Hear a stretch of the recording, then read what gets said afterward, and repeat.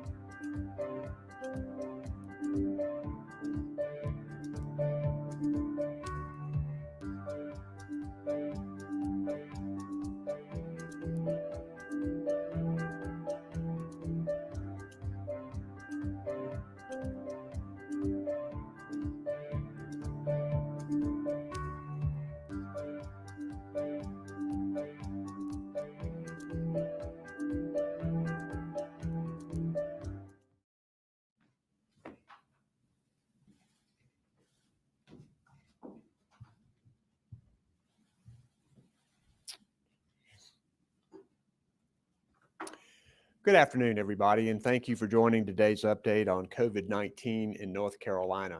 As of today, we have 285,661 cases, 2,859 new cases reported since yesterday, 1,193 people in the hospital, and sadly, 4,548 people who have died.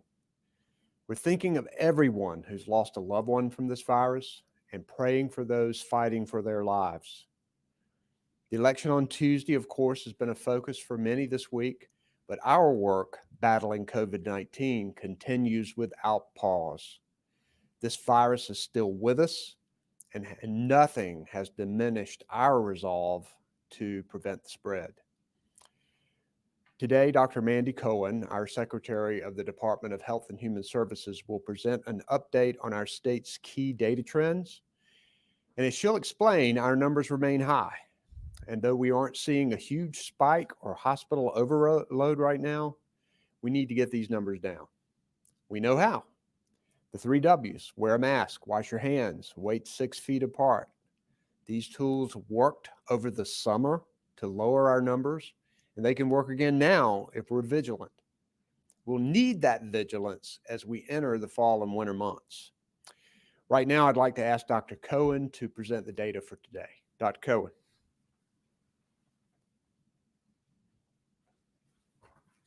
Thank you, Governor. As you'll see in our data, it's concerning that we continue to see high COVID cases across North Carolina.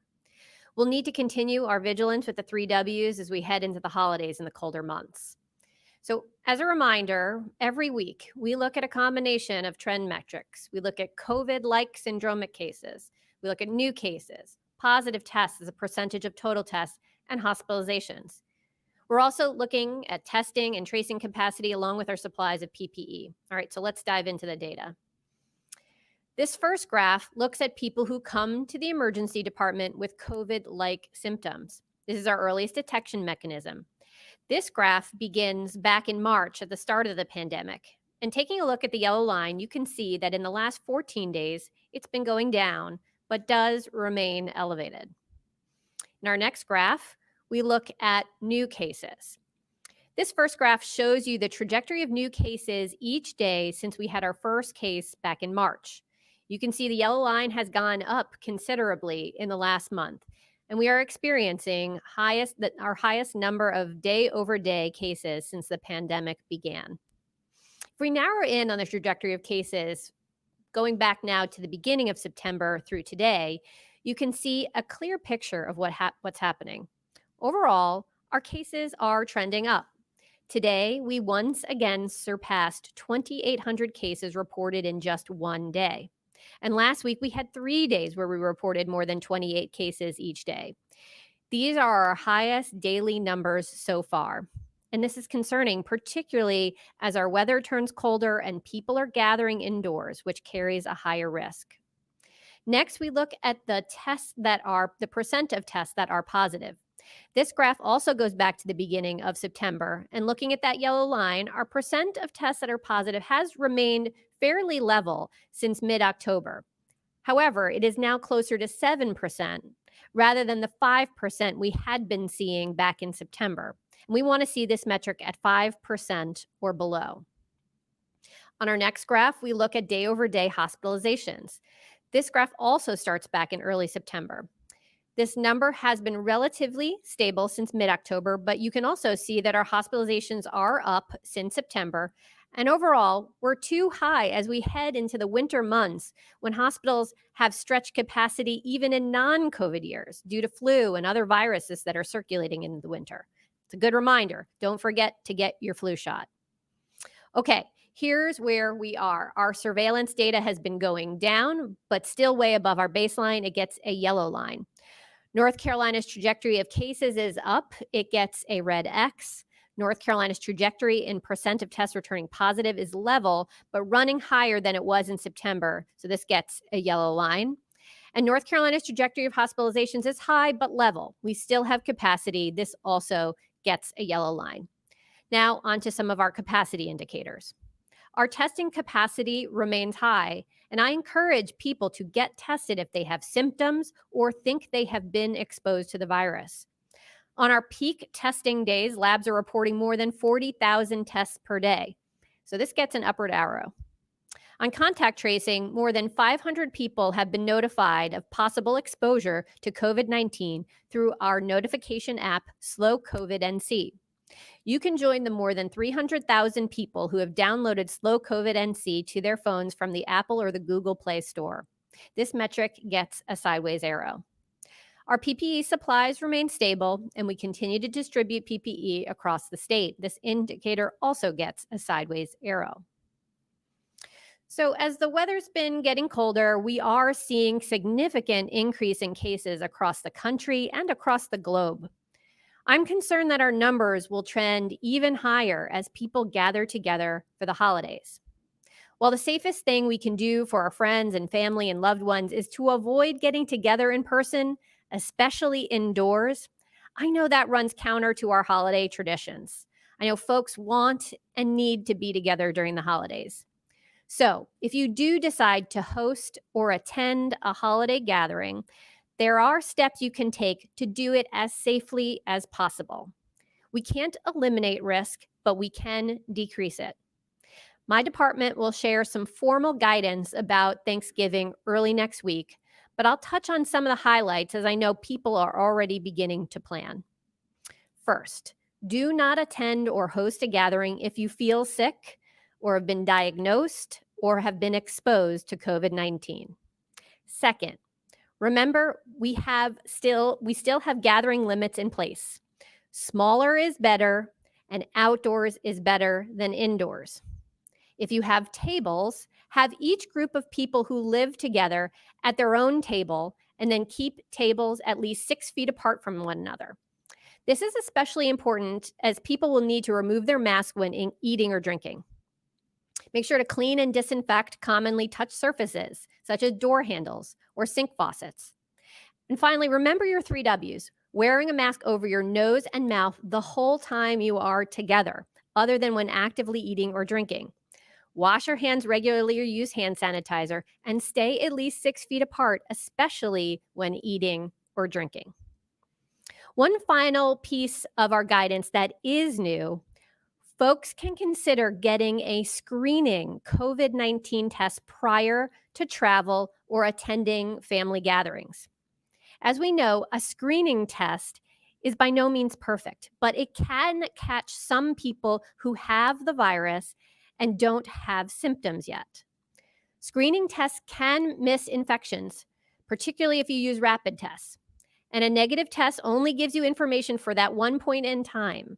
A negative test does not mean you're going to remain negative.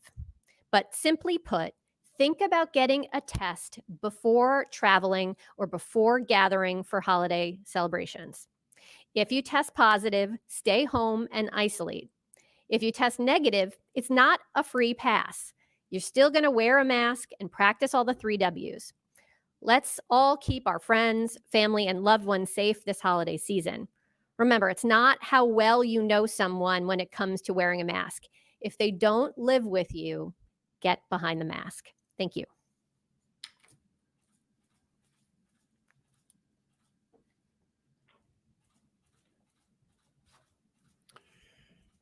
Thanks, Dr. Cohen, for your continued good work and for that picture of where we stand today. On a national level, this week our country hit a grim benchmark of 100,000 cases in one day. So it's clear that this problem is widespread and everybody in our state needs to take COVID-19 seriously. I know that it's difficult and tiring after months of having to be careful. But don't let frustration and fatigue cloud your judgment when it comes to staying safe and protecting your loved ones. With Thanksgiving and other holidays fast approaching, many families are considering how they can celebrate safely.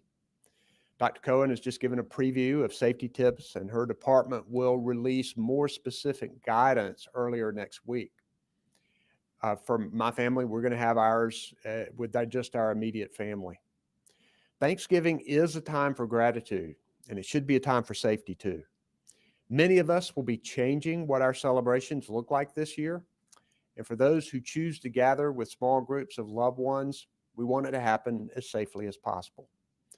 Remember, even before Thanksgiving, even as long as you're with your friends that you don't live with or family that you don't live with, it's important to wear a mask. Your mask should not just be for the grocery store or the office. It's a simple, low cost and effective precaution we should take to protect others in case we have COVID and don't know it. Taking care of each other is a hallmark of what it means to be a North Carolinian. And as we continue battling this virus, let's get this pandemic behind us much more quickly and show that we care about each other by getting behind the mask. Also with me today is Emergency Management Director Mike Sprayberry. We have Monica McGee and Karen Magoon, who are our sign language interpreters. And behind the scenes, Jackie and Jasmine Mativier are our Spanish language interpreters. Thank you for joining us today. And if we've got some media on the line, I understand. So if you can give the name of your organization and your name, and we'll take the first question. Our first question is from Kate Martin, Carolina Public Press. Good afternoon. This is Kate Martin with Carolina Public Press. Thank you for taking my call. I'm wondering, regardless of who the president is after the votes are counted, what sorts of resources is North Carolina hoping to get from the federal government in the coming weeks and months? And if I could get Mr. Sprayberry's answer on this as well, I would appreciate it. Thank you. You know, the House passed the HEROES Act, which had significant help for states all across the country, helping us with our public schools. You know, our number one priority is getting our children back in schools, and we know that it's more expensive in order to make sure we do that safely and that they need additional help. So we need help for our schools. We need help for small businesses, and we're going to push very hard for additional help for our small businesses. We know we need continued help on testing and personal protective equipment. We're concerned that they have narrowed the federal reimbursement for who we can use personal protective equipment for. So we're concerned about that. We know that our cities and counties and state government needs a boost. And in the HEROES Act, it provides help for that. We know that our nursing homes and our hospitals and our medical system needs continued help. We know that our community colleges and universities need help in order to keep people safe. It is a long list, and I do believe that HEROES Act has a lot of what we were looking for, and that we had communicated our long list of needs to people in Washington. And we know that that is going to be negotiated. It's disappointing that it hadn't been negotiated before now, but we're hoping that getting this election past us, we really need to focus on the future and trying to work together as much as we can. And we hope that we can get significantly more resources from the feds. And Mike, I'll let you address that. So Mike says that I've answered it. He says I've given a comprehensive enough list. So next question, please. Our next question is from Maureen O'Boyle, WBTV. Thank you. This is Maureen O'Boyle from WBTV. Governor Cooper, are you at all considering moving back from where we are right now, paused in phase 3, when you see these numbers going up? And as Dr. Cohen pointed out, we continue to see these spikes in numbers over 2,800 for several days now. Well, we've said many times that we certainly don't want to, but that we are going to let the data guide our decisions. And I know that the department continues to gain information on a daily basis about what's happening in other states, about what their research is showing them on the things that we can do to slow the spread of the virus. So I know that they are looking at a lot of that now, and over the weekend, we'll have an announcement on what the next steps are for when the current order expires soon. But we're going to continue this preventive message that we have out there, that we can get control of this virus. We hold it in our hands if people will come together and wear their mask and social distance. And that really doesn't cost us anything other than being vigilant. And we're going to continue to emphasize that. And we'll have something on where we go after the next executive order. We'll have that next week. Dr. Cohen, would you want to add to that? She does. Next question, please. Our next question is from Michael Hyland, CBS 17. Hi, Governor. This is Michael Hyland from CBS 17. My question is related to what you were just asked. As we're seeing what's going on overseas with some countries going back into strict lockdown modes, what is going on here in North Carolina as you talk about the numbers being very concerning here? How different is the situation here? And is something like that even on the table looking into the winter months? So we are concerned about where North Carolina is, but we've also done some things right. We took early action. We made an early mask mandate, and a lot of people are doing the right things. And because of that, North Carolina hasn't seen a huge spike.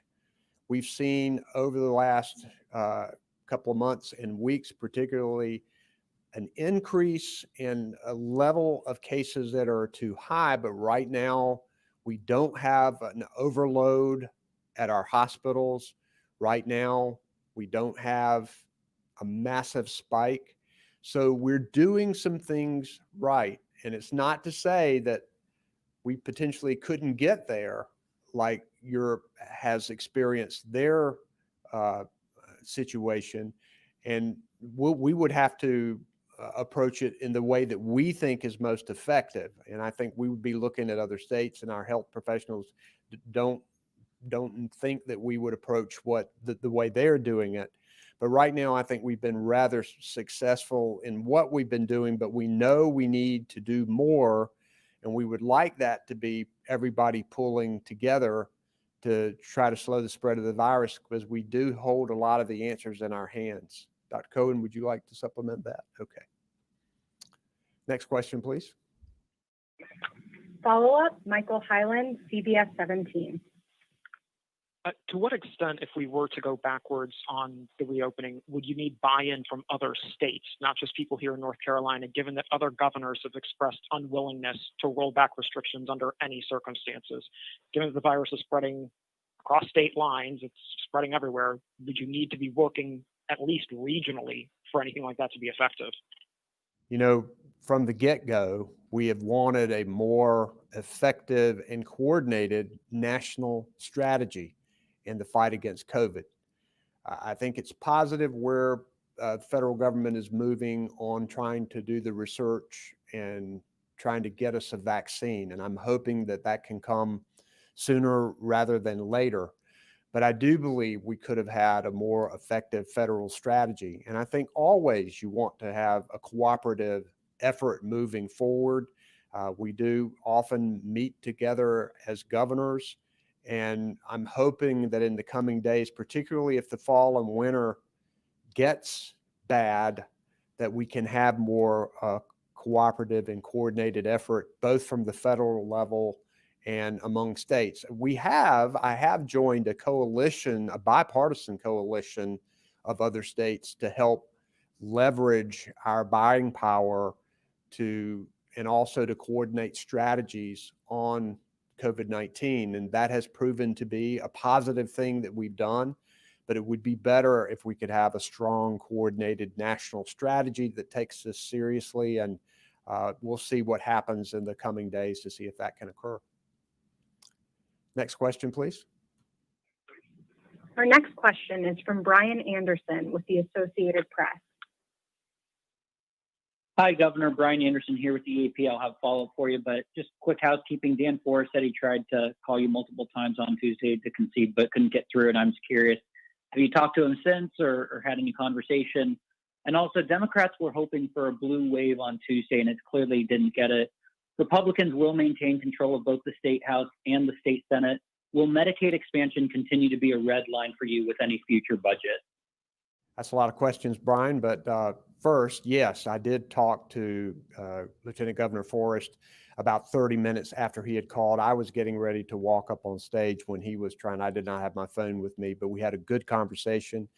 We wished each other well and our families well. It was a very positive conversation, and I commend him for his public service and being willing to get into the fray. Secondly, of course, I won. Democratic Council of State members won. There was an increase in the number of Democrats in the state Senate. There is a lot of status quo, but I do think that my election and by the margin, it shows that people do want us to close this healthcare coverage gap, particularly in the middle of a pandemic when so many people don't have access to affordable healthcare. And I want us to try and find new strategies to work together to move forward. I mean, we all got elected, and the people of North Carolina expect us to do our jobs and to work together to try to find a way forward. And I look forward to doing that. Next question. Follow-up, Brian Anderson, the Associated Press. Hey, Governor, thanks for bearing with me there. I appreciate it. How do you feel about the chances of Joe Biden and Cal Cunningham here in North Carolina? And when was the last time you spoke with either of them? I haven't spoken with either one of them in a while. And, you know, I know as much as the people do. I know our State Board of Elections is working hard to make sure that the results reflect what the people have done and that every legal vote is counted. And we'll await the results just like everybody else to see what happens. Next question, please. Our next question is from Robin Kennedy, Fox 46. Hi, Governor and Dr. Cohen. Just wanted to check with you guys and ask if you guys have been able to tie any COVID-19 cases to any Halloween events across the state and or political rallies recently. Thank you. I'll let Dr. Cohen address that question. Hi, Robin. I'd have to go back to the team and see if there were any specific Halloween related cases that we have found through our contact tracing efforts. We're only just not that far away from Halloween, so maybe a bit of time before we understand that. There have been in coverage in the press already of a number of cases linked to various political rallies. Some where folks were positive and known to be at a rally, and they've publicized that to make sure that folks who were at that event can go and get tested. So we do continue to encourage folks who have been to gatherings where folks are not wearing masks to get tested. So if you think you may have been exposed at any sort of gathering, whether it's political or not, we encourage you to get testing. There's more than 600 sites, many free testing events all across the state. Testing is very important to make sure you know if you could have been exposed if you do have COVID. Again, COVID is something where you could have it for many days and not be showing any symptoms. And the issue is then you could be spreading it to other people. So if you've been to one of those events, please do go get tested. Thank you. Thanks. Next question, please. Follow-up, Robin Kennedy, Fox 46. Hi, my next question is about schools and Charlotte-Mecklenburg schools, one of the larger districts, definitely the largest in our area, went back this week for K through 5 students. And just wanted to ask Dr. Cohen's opinion as far as cases go in a school. If, say, there were just a couple cases, 1 to 2, Dr. Cohen, do you recommend closing down the school in a situation like that where there are just a couple of cases at a school? Hi, Robin. Thanks for the question. And we really do need to tailor each situation to the school. So what we encourage folks, if there is a positive case, to have folks reach out to their local health department. Now, for our public schools, we have protocols for the schools to go through for having students return, including having screenings, wearing masks, being socially distant, cohorting the students. So that way, if you have just 1 or 2 cases, it can be isolated and not need to close down the whole school. So there are definitely situations where you could see a case or 2 and not need to close the school. There are other situations where if they don't know the extent of the exposure, the local folks on the ground, depending on the situation, may make a different decision. So that's why we say have the schools work closely with your local health department. Local health department can always reach back to the state. We're happy to consult and help and have our teams make sure we're doing what's best to protect our teachers and our students and our communities. Thanks. Next question, please. Our final question today comes from Rose Hoban, North Carolina Health News. Hi, Governor. Hi, Secretary Cohen. Thanks for taking my question. There was an analysis that was published in the Times, now it's about 6 weeks ago. They're looking at the number of replication cycles in PCR testing. And some experts are saying that perhaps these it amplifies the virus too much and you'd be picking up cases that would not be contagious. And so North Carolina was cited as being one of the states that does a number of replication cycles. Has this new thinking altered the way that you folks are doing cases, and have you done some rethinking around this? Hi, Rose. It's Mandy. I'll answer that one. So as we've answered in prior, we follow the manufacturer's guidance on how to run these tests. There's some very specific guidance on how our labs are meant to use these tests and to follow the protocols that were approved by the FDA in us using those tests. So that's what we do. We do and use the manufacturer's guidance. What I would say is testing is an important tool for us to understand who has COVID right now and who does not. What's hard about COVID, as I've been mentioning, is that folks can have COVID and not know it and not have any symptoms. So we use tests to identify folks who may have COVID and not know it, as well as if you have symptoms to identify that it is COVID specifically. So we are going to continue to use those tests that we use as the manufacturer has told us to use them. And we will continue to use tests as an important tool to make sure we can slow the spread of this virus. Thanks. Rose, did you have a follow-up? Follow-up from Rose Hoban, North Carolina Health News. Thank you for taking a follow-up. This is on a slightly different tack.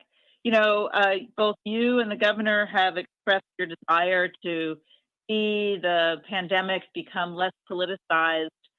You know, what's your plan going forward to depoliticize this? You know, over time, are you, you know, like how do you do that in this context? I think it's going to be a natural occurrence because the election is over.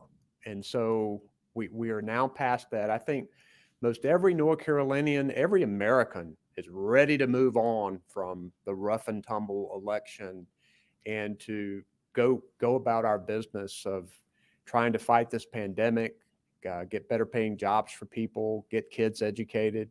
So I think it's going to be a natural occurrence. We believe that since it won't be part of campaigns anymore, that more people will look at this holistically and will try to come together to slow the spread of the virus. Because I do believe that our economy and slowing the spread of this virus is tied together. And we want to do both. We want our economy to go up and we want the spread of this virus to go down. And I think that working together, we can get there, and we won't have the distraction of this election where the politicizing of the pandemic was central in many ways, and wearing a mask, whether you did it or not, seemed to be a political statement. Now we don't have to worry about that. And hopefully we can move forward with science and facts and making sure that we're protecting the health and safety of North Carolinians. Thank you guys for joining us today, and we'll be back with you at least next week. Thank you.